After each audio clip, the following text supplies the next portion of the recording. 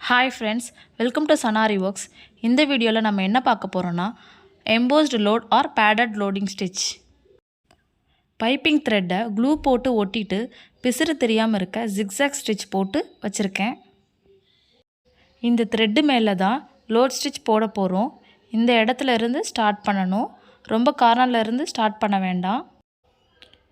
ஒரு chain stitch, அப்புறம் ஒரு சின்ன லாக் ஸ்டிச்.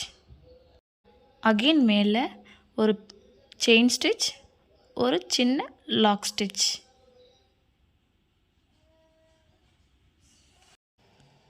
பைப்பிங் த்ரெட் வெளியில் தெரியாத மாதிரி கவர் பண்ணணும். சில்க் த்ரெட் வச்சு நல்லா க்ளோஸாக போட்டுட்டு வாங்க ஸ்டிச்சஸை. மறுபடியும் ஒரு செயின் ஸ்டிச், அகெயின் ஒரு சின்ன லாக் ஸ்டிச், மறுபடியும் மேலே கொண்டு போகிறோம். ஒரு செயின் ஸ்டிச்,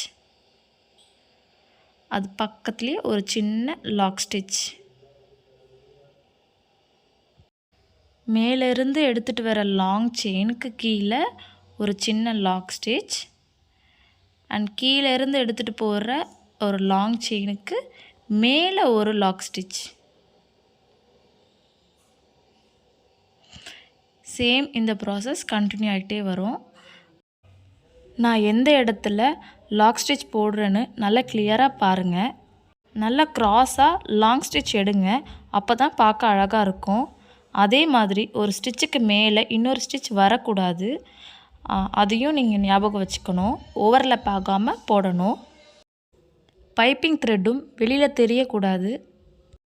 எந்த ஒரு டிசைனை நீங்கள் எம்போஸ்டாக காட்டணும்னு நினைக்கிறீங்களோ அந்த டிசைனுக்கு இந்த ஸ்டிச் யூஸ் பண்ணலாம். இந்த ஸ்டிச் நெக் டிசைனில் போட்டிங்கன்னா ரொம்ப எலகண்ட்டாக இருக்கும். நான் இதில் யூஸ் பண்ணியிருக்கிற த்ரெட்டு வந்து காட்டன். இதில் வந்து நைலான் கூட கிடைக்கிது. இந்த த்ரெட்டில் டிஃப்ரெண்ட் சைஸஸும் இருக்குது. டிசைனுக்கு ஏற்ற மாதிரி சைஸ் செலக்ட் பண்ணிக்கணும். இப்போ எண்டுக்கு வந்துட்டோம். எண்டுமே அதே மாதிரி க்ளோஸ் பண்ணணும். எந்த ஒரு பிசுறும் தெரியாமல் நல்லா க்ளோஸாக ஒரு லாங் செயின், ஒரு சின்ன லாக், அகெயின் ஒரு லாங் செயின், ஒரு சின்ன லாக். ஃபைனலாக அந்த இடத்துல ஒரு எண்ட் நாட் போட்டுடலாம்.